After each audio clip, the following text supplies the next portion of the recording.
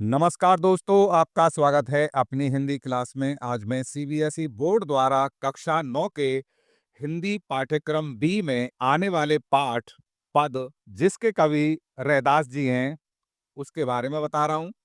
जैसे इस पाठ में पहला ही पद है, अब कैसे छूटे राम नाम रट लागी, प्रभु जी तुम चंदन हम पानी, जाकी अंग अंग बास समानी, प्रभु जी तुम घन बन हम मोरा, जैसे चितवत चंद चकोरा, प्रभु जी तुम दीपक हम बाती, जाकी ज्योत बरे दिन राती, प्रभु जी तुम मोती हम धागा, जैसे सोनहि मिलत सुहागा, प्रभु जी तुम स्वामी हम दासा, ऐसी भक्ति करे रैदासा। इस पद में कवि ने ईश्वर और भक्त के गहन संबंध को विविध प्राकृतिक उपादानों के माध्यम से व्यक्त किया है। जैसे प्रस्तुत पद में कवि रैदास अपने प्रभु के प्रति प्रेम भक्ति प्रकट करते हुए कहते हैं कि हे प्रभु, मुझे तो राम नाम की धुन लग चुकी है, वह कैसे छूट जाए। अर्थात राम नाम की धुन मुझ में ऐसी समा गई है कि अब वो छूट नहीं सकती। हे प्रभु, आप चंदन हो तो मैं पानी।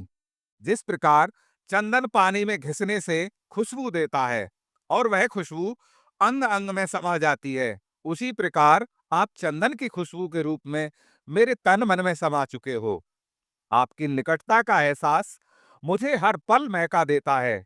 हे प्रभु, आप बादल हो और मैं मोर।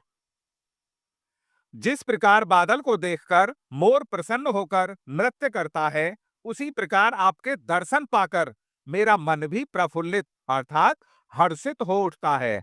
हे प्रभु, आप चंद्रमा हो और मैं चकोर हूं।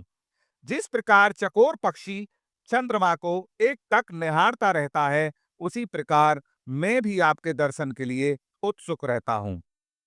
हे प्रभु, आप दीपक हो और मैं बाती।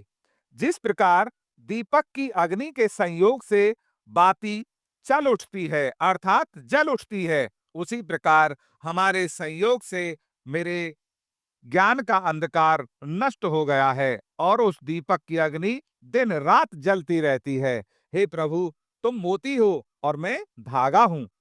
जिस प्रकार बिना मोती के धागे की सुंदरता नहीं होती, उसी प्रकार आपके बिना मैं अधूरा हूं। जैसे सोने का सुहागा से संयोग होने पर वह और अधिक निखर उठता है, उसी प्रकार आपके मिलने से मेरी आत्मा शुद्ध हो उठी है। हे प्रभु, तुम स्वामी हो और मैं आपका दास हूं। इसी भाव से मैं आपकी भक्ति करता हूं। इस पाठ का दूसरा पद इस प्रकार है, ऐसी लाल तुझ बिन कौन करे, गरीब नेवाजू गोसैया मेरा, माथे छत्रु धरे, जाकी छोट जगत कऊ लागे, तापर तुही डरे, नीच हूं ऊंच करे मेरा गोविंदु, काहू तेने डरे, नाम देव कबीर त्रिलोचनु, सदना सैनु तरय, कहे रविदासु सुनहुरे संतहु, हरि जीव ते सभय सरय। इस पद में कवि ने प्रभु को दीन दुखियों, अछूत और दरिद्र लोगों पर दया करने वाला माना है। प्रभु की भक्त वत्सलता तथा समदर्शिता का यहाँ पर चित्रण किया है गया है। जैसे प्रस्तुत पद में कवि रैदास ने प्रभु की विलक्षणता का वर्णन करते हुए कहा है कि हे स्वामी, आप जैसी कृपा कौन कर सकता है। गरीबों पर दया करने वाले हे ईश्वर, आपकी ही कृपा से मैंने अपने सिर पर सम्मान का छत्र धारण किया है।